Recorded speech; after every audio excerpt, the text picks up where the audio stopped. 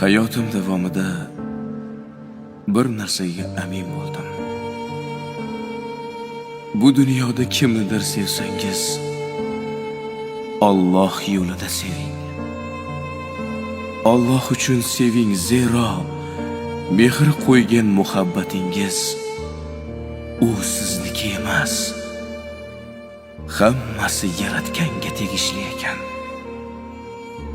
Bu 5 kunlik dunyoda bizdan qoladigan yaxshilik, qilgan ezgulik mehrimiz ekan.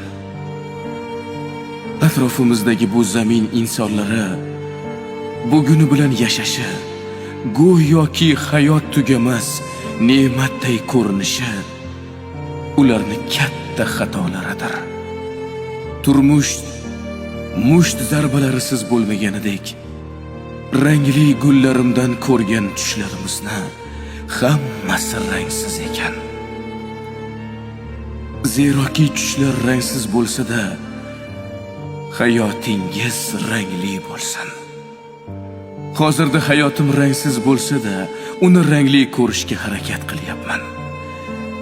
Yaratgandan har bir sinovi, har bir ne'mati, har bir kuni, har bir bergan soniyasi uchun beadad shukrlar aytaman.